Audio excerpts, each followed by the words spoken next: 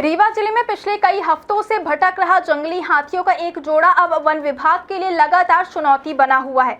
बांधवगढ़ के जंगलों से निकलकर रीवा पहुंचा यह हाथी जोड़ा अब तक जिले की सीमा से बाहर नहीं निकल पाए, जिससे वन विभाग की चिंता धीरे धीरे बढ़ती जा रही है।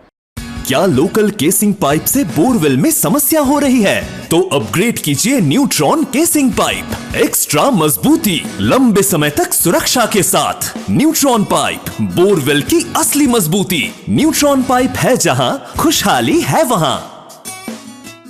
सबसे बड़ी बात यह है कि इन हाथियों के अब रीवा जिले से बाहर निकलने की संभावना लगातार कम होती नजर आ रही है, क्योंकि वे बार बार जंगलों के बीच घूमकर वापस उसी इलाके में लौट आते हैं। जानकारी के मुताबिक 2 दिनों तक टीकर क्षेत्र के जंगलों में डेरा जमाने के बाद अब यह दोनों हाथी फिर से गोविंदगढ़ के जंगलों में पहुंच गए हैं।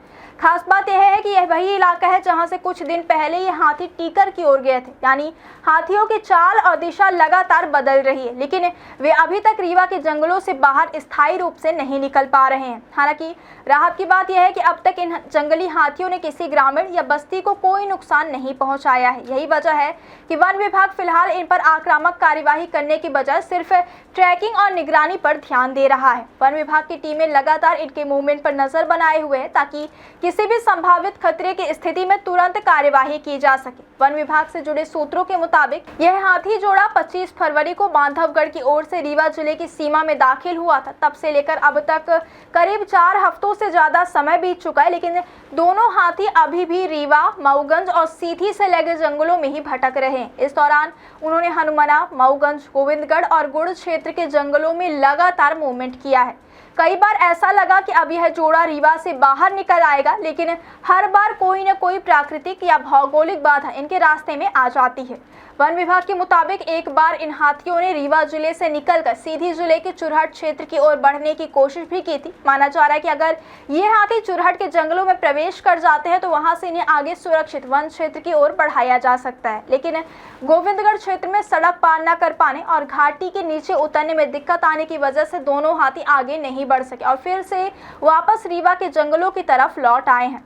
यही वजह है कि अब वन विभाग रणनीति भी चुनौतीपूर्ण होती जा रही है। विभाग की कोशिश है कि हाथियों को सुरक्षित तरीके से चुरहट या दूसरे बड़े वन क्षेत्र की ओर निकलने का रास्ता दिया जाए, ताकि वे आबादी से दूर प्राकृतिक आवास की दिशा में बढ़ सके। लेकिन हाथियों का बार बार दिशा बदलना और कठिन भौगोलिक रास्तों से लौट आना इस मिशन को जटिल बना रहा है। करीब 4 सप्ताह से हाथियों का यह जोड़ा रीवा, सीधी और मऊगंज जिलों के जंगलों में लगातार घूम रहा है और इन जिलों के कई इलाकों को अपने कदमों से नाप चुका है।